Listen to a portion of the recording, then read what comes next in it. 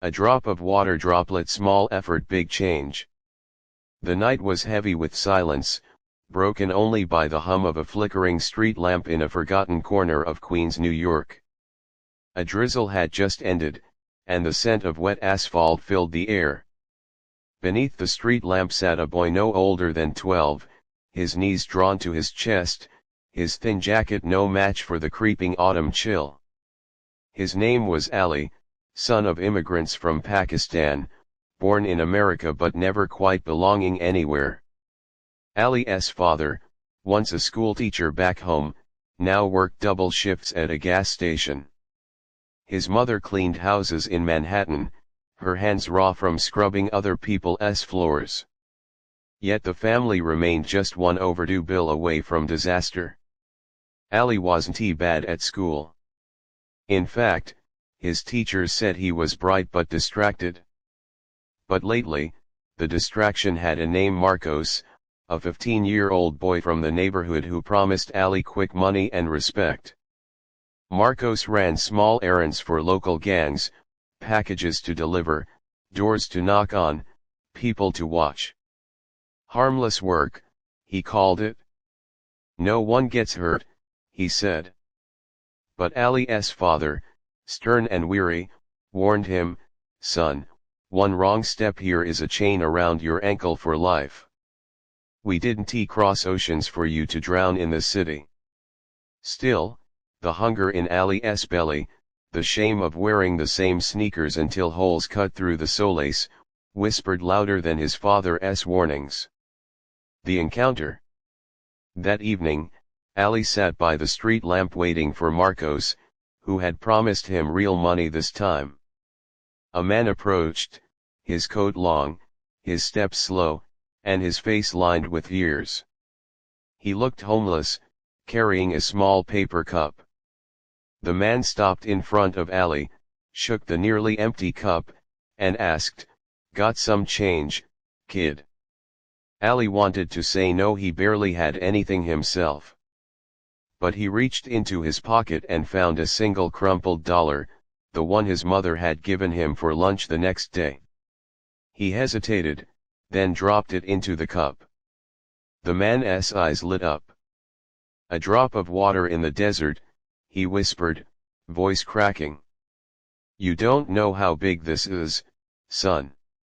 Ali shrugged, embarrassed. "It's just $1.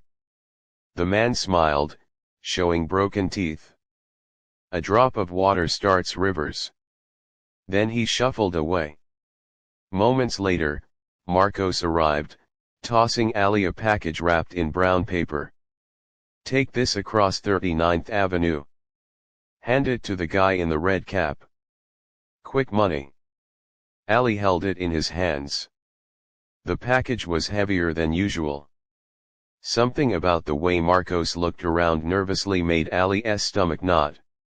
"What's in it?" he asked. Marcos smirked.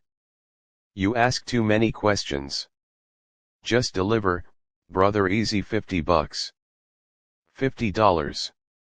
More than his father made in a night shift." Ali thought of the dollar he had just given away. He thought of the man's words, "A drop of water starts rivers." His palms began to sweat. The choice. As he crossed the avenue, he saw the man in the red cap leaning against a car. Police sirens wailed faintly in the distance. Ali froze. The weight of the package burned in his hands. Suddenly, he imagined his father's face, tired, proud, broken, if Ali ever got caught. Ali turned around. He started to walk the other way. That's when Marcos appeared, grabbing his arm. "Where you going? Don't mess this up." Ali stammered, I can't." Marcos's eyes narrowed. "You think you're better than us? You walk away, you're dead, bro. You hear me?" Ali's heart pounded. The world seemed to spin. And then, like lightning, the homeless man from before appeared again, standing just feet away, watching. He wasn't begging now. He was just staring, his eyes sharp, almost too sharp. "Drop it, kid," the man said softly. Ali didn't think. He let the package fall. It hit the wet sidewalk with a dull thud. Sirens grew louder, closer. Marcos cursed and ran. The man stepped forward, placed a firm hand on Ali's shoulder, and whispered, "Sometimes, the biggest change starts with the smallest refusal." Before Ali could speak, police cars screeched to a stop. Officers leapt out, weapons drawn. The package was quickly seized. It wasn't harmless. It was laced with drugs and a small pistol. Ali trembled, sure he was finished. But the man raised his hands and spoke to the officers with authority Ali hadn't expected. "It's okay. He's just a kid. He didn't know. I saw everything." The officers listened. They called him Detective Reyes. Ali's world tilted. The man wasn't homeless. He was undercover. The aftermath. At the station, Ali sat with his parents, his mother's eyes red from tears, his father silent and hollow. Detective Reyes explained, "Your son made a choice tonight. Could be gone either way. But he chose right. That's rare." Ali's father looked at him long and hard. "Do you understand now, Ali? Even a drop of water can change the course of fire." Ali nodded, tears stinging his eyes. "I don't want to be like Marcos. I want to be more." Reyes leaned in. "Then start small. School, family, choices. Every drop matters. Don't forget that." Years later. 10 years passed. Ali grew into a young man, tall, sharp-eyed, with calloused hands from working part-time while studying. He won a scholarship first in his family to go to college. He studied law, driven by a fire to fight for kids who stood where he once stood, kids caught at the edge of wrong decisions. At his graduation ceremony, as his name was called, Ali scanned the crowd. His parents were there, proud beyond words.